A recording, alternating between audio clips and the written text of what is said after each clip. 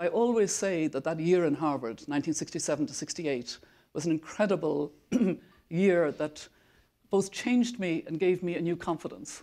It was a time when my contemporaries were questioning what they considered an immoral war, the Vietnam War. My contemporaries were talking about poverty programs in the south of this country, the civil rights movement in the south of this country. Martin Luther King was assassinated in April, and just after I graduated, Robert Kennedy was assassinated.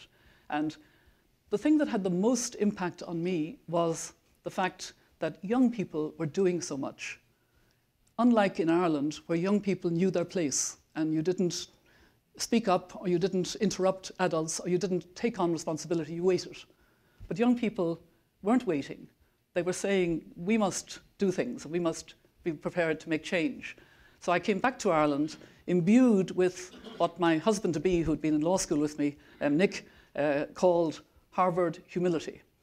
And that caused me to stand for the Irish Senate in an election which took place in 1969 and to be elected at the age of 25 as a member of the Senate, breaking the tradition that it was elderly male professors who were elected to the university seats. And I was elected, obviously, with a platform, and top of the platform was to change family planning law in Ireland. I saw it as a very simple idea because the law wasn't in conformity with reality.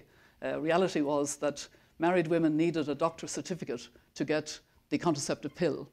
And we used to joke that it must be the Irish weather, that so many married women needed the doctor's certificate for their cycle regulation problems.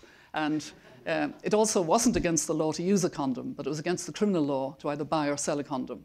So analysing that, clearly an amendment to the criminal law was appropriate.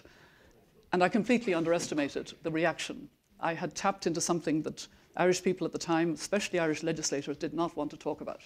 And the bill was never published. I think it's the only example of a bill that was never published, never given a first reading in our parliamentary system. Of course, the text was in the newspaper, so everybody knew what was in it.